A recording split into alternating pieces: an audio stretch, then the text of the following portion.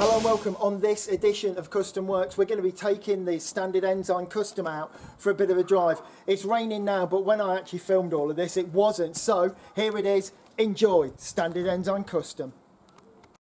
And today we're looking at this. This is my 1958 Standard Ensign, and it's been quite radically modified, although it doesn't really look like it.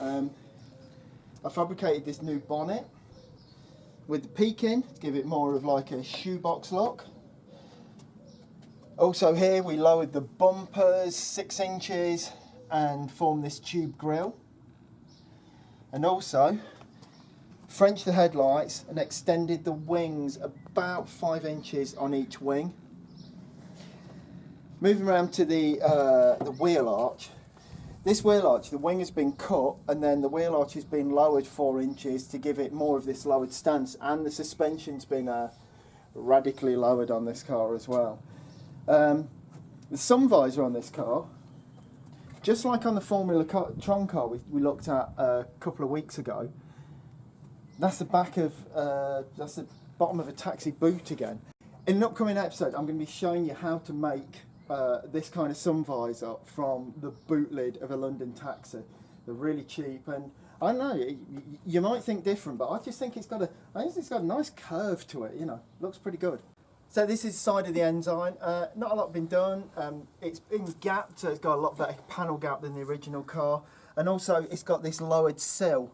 The sill actually comes down a couple of inches below the floor, makes the car look lower, and the doors have been gapped at the bottom. This was all very rough, you know, this is an old British car. The panel fit was just unbelievably bad. Moving right round to the back. Also got the rear arch. This rear arch has been made into the sort of lowered arch here. It used to be up here somewhere. Lowered that down, again to give the car that sort of lowrider feel. Moving around to the back, we've got the rear lights. These are the standard rear lights. All I've done is fitted this bullet. This car really needs a clean. And this has been extended about 6 inches out at the back to give it a longer 3/4, give it a bit of a sleeker look. Also the bumper's been lowered and this whole rear panel has been sort of re-sculpted round. So the back of the car, on the back of this car, it used to have like a big bulge in the boot, and then the peak and the number plate and everything. The number plate's been moved down to here. The bumper's been lowered. This rear grille's been put in. However, this car, sadly, was finished and then it has sat outside. We had a lot of storms here early in the year. This used to be a fine gazebo that protected the car, but the storm ripped the whole covering off of it, and then this car has sat in a lot of rain and a hell of a lot of really bright sunshine, and it's caused a lot of damage to the boot and to the roof of the car. In an upcoming episode, we're going to be repainting the boot on this car, and we're going to be repainting the roof. I'm not sure what's going on at the moment. I've done no sort of investigation, but I'm pretty sure that once we start to scrape under the layers of old filler and stuff, we're going to find out what has caused all of these problems to happen, and I'll show you how to rectify them.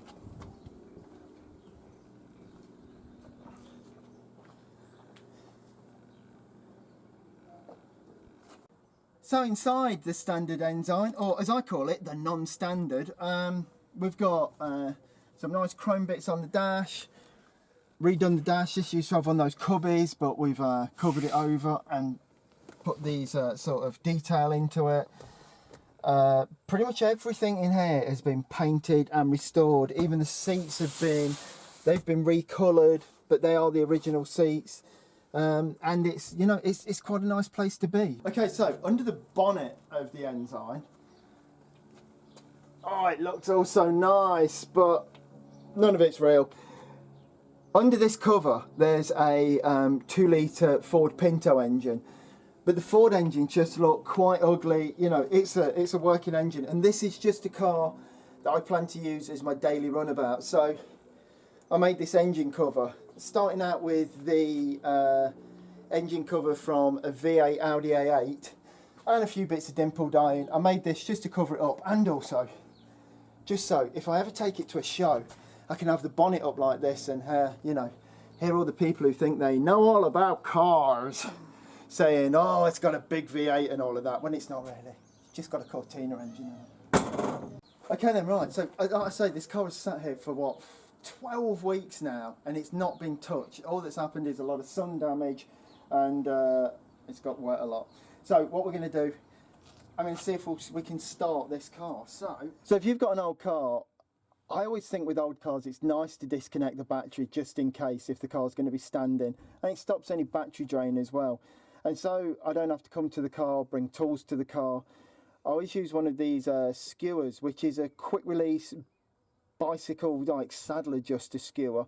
Pop that on there, and then when you come to the car you can put that straight on the terminal, lock it on, and that's it. No tools, steadies, and just lock it on. There we go, nice and tight, and we're ready to try the car. Okay, we're going to take a second out here. I'm sort of getting a bit ahead of myself. We need to see how the car started out and how it was when I got it, and then we can look at a few build-up photos and we can see how it got from where it was then to how it is today.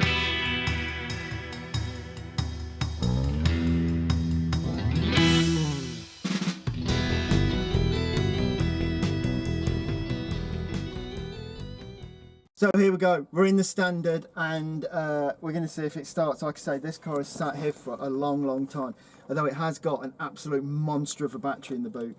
So, choke on. Yeah, we're in park. Fuel pumps come on, that's a good sign. A couple of pumps on the gas.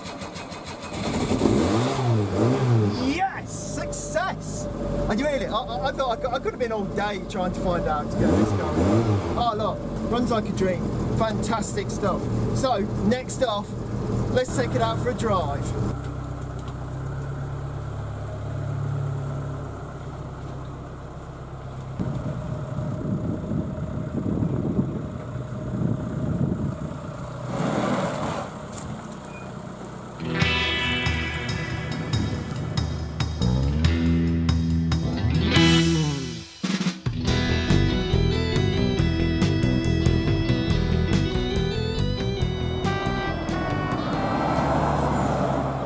Okay then, so driving the Standard Ensign Kustom, here we go, going round a roundabout. I really do think, I think I've solved the suspension problem.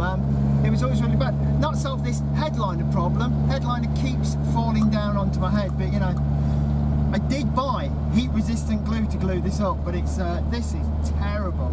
So there's definitely things that have got to be done.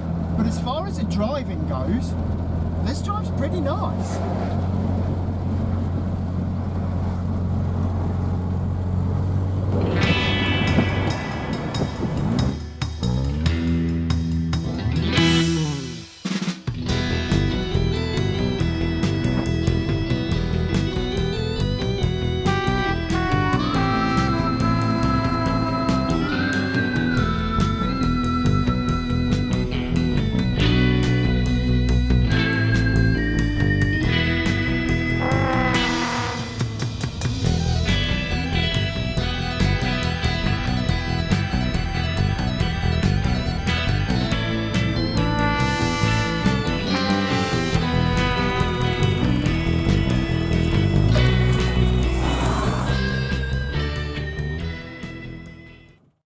Alright, so I think that went pretty good. Like I say, there's a few problems with the paintwork, definitely that headliner problem, oh my lord, that's got to be sorted out, and a few other little bits, and then we can really say that this car is totally finished. All of those things will be being sorted out on a future episode of Kustom Works. Alright then, next week we start a really exciting project. For the first time on Kustom Works, we're going to go from right at the beginning, from buying an old car, all the way through some real radical body modifications, and you're going to see all of that happen. We're going to be filming every single bit from start to finish of a huge project. It's going to be really good, all in the hot rod style, and it's going to be here on Kustom Works starting next time. So until then, see you next week, and get out in the garage and build something.